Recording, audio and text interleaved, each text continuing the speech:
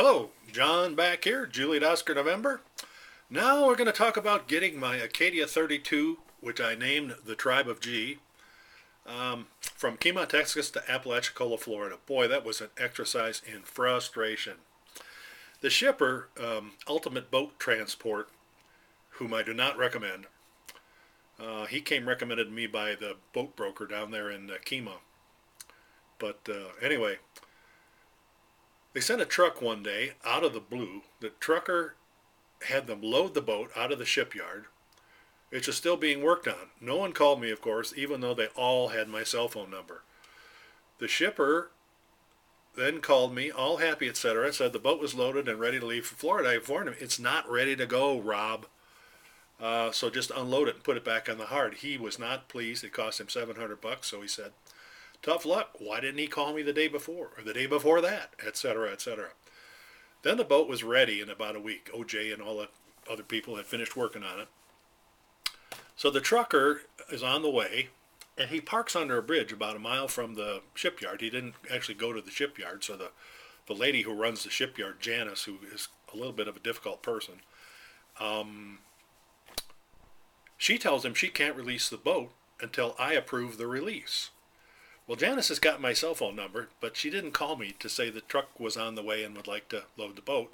So I knew nothing about this until I got an email from her a little later telling me this sad story. So the truckers, she said, since the trucker's not sitting in a shipyard, she goes off and huff, tells him she can't release it.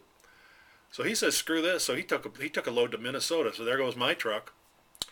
Ultimate Boat Transport says they cannot line up a truck for a while. In the meantime, I'm paying daily storage fees at the shipyard. Ugh. Finally, about 10 days later, they called me and said, the truck will be there on Tuesday to load the boat. Yay, I'm excited now. And get it 602 miles to Apalachicola, Florida. I'm excited, right?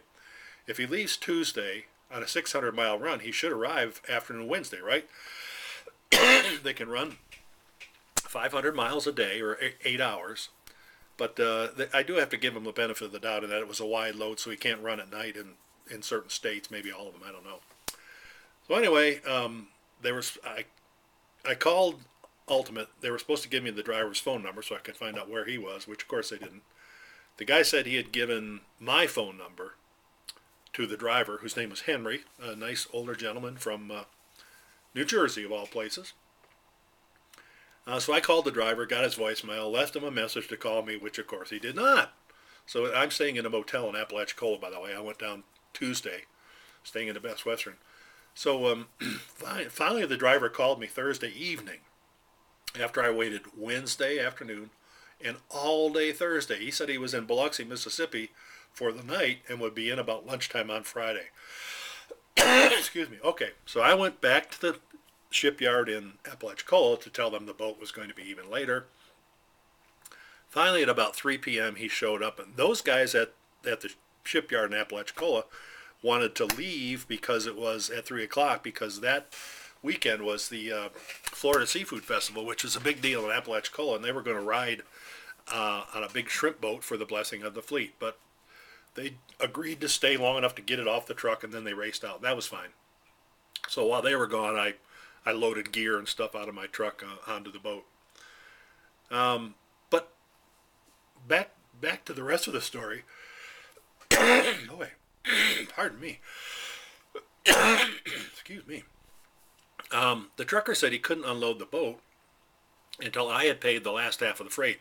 By the way, from the initial get-go, like a month or 6 weeks prior to this, as soon as the trucker and the shipping company and I agreed, I paid him the first half of the freight through wire transfer. And I decided, since they jerked me around so long, I wasn't going to pay him the rest until I had my eyes on the boat. So after some frantic messaging with my smartphone and through my broker, I was able to initiate a wire funds transfer. So they unloaded the boat.